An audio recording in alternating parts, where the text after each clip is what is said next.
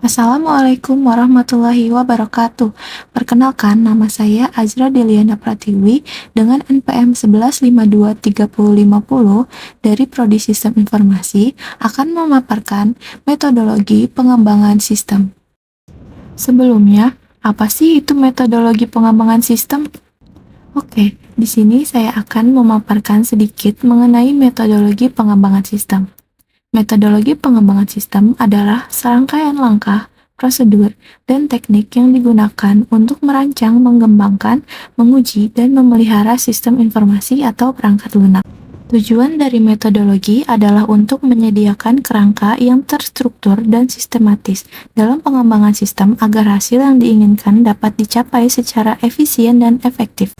Selanjutnya, di sini sudah terlihat beberapa jenis metode pengembangan sistem. Yang pertama ada metode waterfall, yang kedua ada metode extreme programming, yang ketiga ada metode prototyping, dan yang keempat ada metode throwaway prototyping. Nah, di sini saya akan menjelaskan tahapan, kelebihan, dan kekurangan dari metode waterfall dan metode extreme programming. Yang pertama ada metode waterfall. Waterfall merupakan sebuah metodologi pengembangan sistem informasi yang termasuk ke dalam bagian SDLC. Metode ini mengharuskan pengerjaannya dilakukan secara berurutan atau sekuensial. Nah, selanjutnya saya akan menyebutkan tahapan dari metode waterfall. Yang pertama ada requirement analysis atau perencanaan konsep. Pada tahap ini dilakukan analisis untuk memahami kebutuhan atau permintaan yang tepat dari pelanggan. Biasanya pengumpulan data digunakan dengan proses wawancara secara langsung kepada pemangku kepentingan. Yang kedua ada sistem desain atau pemodelan sistem. Pada tahap ini, analisis kebutuhan sistem yang sudah dibuat sebelumnya dituangkan menjadi sebuah desain sistem untuk selanjutnya dilakukan proses pengkodean. Yang ketiga ada implementation atau coding. Pada tahapan ini dilakukan proses pengkodean atau coding untuk menerjemahkan desain sistem menjadi sebuah aplikasi. Yang keempat yaitu testing atau pengujian.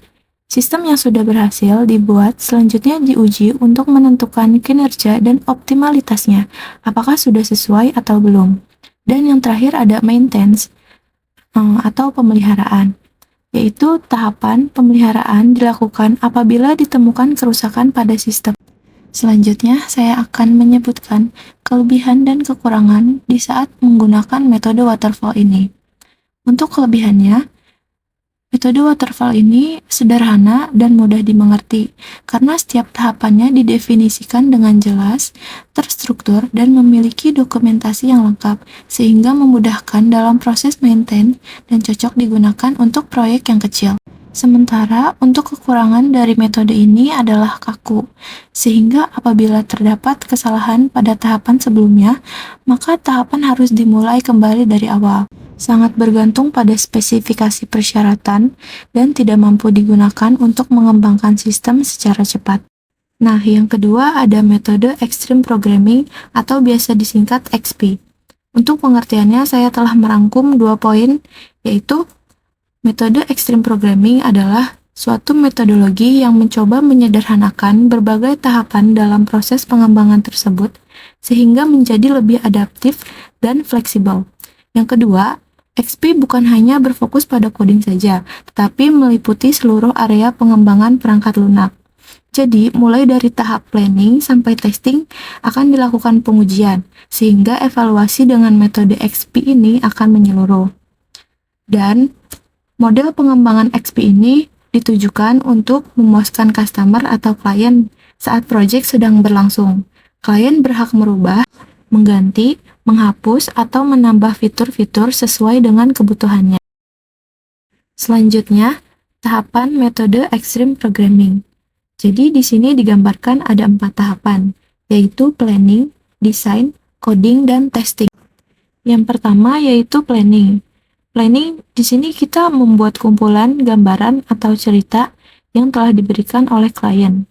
Kumpulan gambaran atau cerita tersebut akan dikumpulkan dalam sebuah indeks, di mana setiap poin memiliki prioritasnya masing-masing. Untuk story dengan value tertinggi akan dipindahkan dari jadwal dan diimplementasikan pertama. dan untuk story dengan resiko paling tinggi akan diimplementasikan terlebih dahulu. Perlu diingatkan kembali, selama development, customer dapat menambah story, merubah value, membagi story, atau menghapusnya. Selanjutnya, tahap desain. Tahap desain ini bertujuan untuk mengatur pola logika dalam sistem. Sebuah sistem aplikasi yang baik adalah desain yang dapat mengurangi ketergantungan antara setiap proses pada sebuah sistem. Jika salah satu sistem pada fitur mengalami kerusakan, maka hal tersebut tidak akan mempengaruhi sistem secara keseluruhan. Tahap desain pada model proses Extreme Programming merupakan panduan dalam membangun perangkat lunak yang didasari dari cerita klien sebelumnya yang telah dikumpulkan pada tahap planning. Selanjutnya yaitu tahap coding. Sebelum membuat coding, lebih baik membuat unit test setiap story untuk dimasukkan dalam software increment. XP menerapkan konsep pair programming di mana setiap tugas modul dikembangkan oleh dua programmer. Hal ini dianggap lebih cepat dan lebih baik dalam menyelesaikan sebuah masalah. Selanjutnya, modul aplikasi yang sudah selesai dibangun akan digabungkan dengan aplikasi utama atau continuous integration. Yang terakhir ada tahap testing. XP akan terus mengecek dan memperbaiki semua masalah-masalah yang terjadi, walaupun hanya masalah kecil. Setiap modul yang sedang dikembangkan akan diuji terlebih dahulu dengan modul unit test yang telah dibuat sebelumnya. Nah, tahapan ini akan terus berputar sampai customer merasa puas dan proyek yang dibangun sesuai dengan permintaan customer, sehingga proyek tersebut bisa didelivery kepada customer untuk diimplementasikan sesuai dengan fungsionalitasnya. Selanjutnya ada kelebihan dan kekurangan di saat kita menggunakan metode Extreme Programming. Untuk kelebihannya, yang pertama, ada interaksi yang baik antara developer. Karena dalam hal ini, komunikasi selalu terjalin di dalam proses selama tahap pengembangan. Yang kedua, memberikan pembelajaran kepada orang lain. Orang lain yang dimaksud di sini adalah customer atau klien.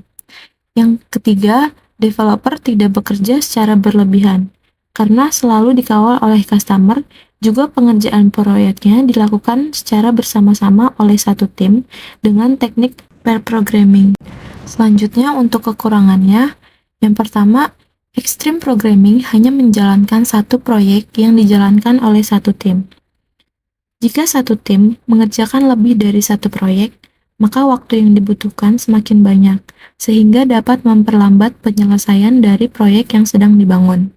Yang kedua, Extreme Programming tidak dapat dikerjakan jika developer saling terpisah. Dan yang terakhir, Extreme Programming belum terbukti dapat bekerja di dalam sistem yang mempunyai masalah skalabilitas. Demikian pembahasan tentang pengembangan sistem dengan metode waterfall dan metode Extreme Programming.